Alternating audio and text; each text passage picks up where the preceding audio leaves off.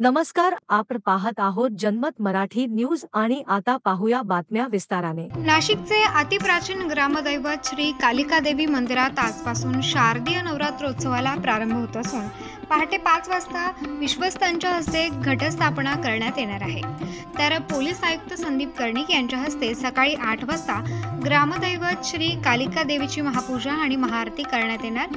तसेच सकाळी 9 वाजता मनपा आयुक्त डॉक्टर अशोक करंजकर यांच्या हस्ते महाआरती करण्यात येणार आहे। तर सायंकाळी 7 वाजता विभागीय आयुक्त प्रवीण गेडाम यांच्या हस्ते महापूजा आणि महाआरती करण्यात येणार असल्याची माहिती संस्थान श्री कालिका देवी मंदिर ट्रस्टचे अध्यक्ष अण्णा पाटील यांनी दिली।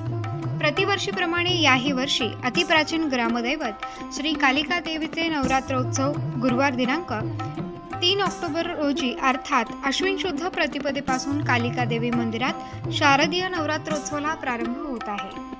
बुधवार दिनांक 16 ऑक्टोबर पर्यंत सुरू राहणार आहे। अश्विन शुद्ध प्रतिपदा गुरुवारी श्री कालिका मातेची आरती पहाटे 3:30 होणार आहे। पहाटे 5 वाजता विश्वस्तांच्या हस्ते कलश पूजन व ध्वजारोहण झाले। तर पहाटे 5:30 वाजता घटस्थापना विश्वस्तांच्या हस्ते करण्यात येणार आहे। सकाळी 8 वाजता पोलीस आयुक्त संदीप कर्णिक यांच्या हस्ते महापूजा आणि आरती। सकाळी 9 वाजता मनपा आयुक्त डॉक्टर अशोक करंजकर यांच्या हस्ते महाआरती।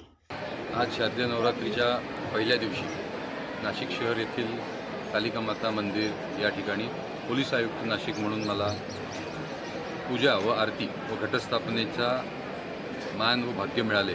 याबद्दल मी आई देवीच्या चरणी नतमस्तक आहे आणि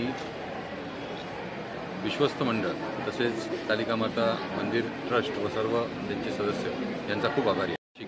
तसेच नाशिक शहर पोलीस यांच्यातर्फे सर्व नागरिकांना व सर्व भक्तांना नवरात्री उत्सवाच्या खूप शुभेच्छा। जबाबदारी न्याय हक्काची।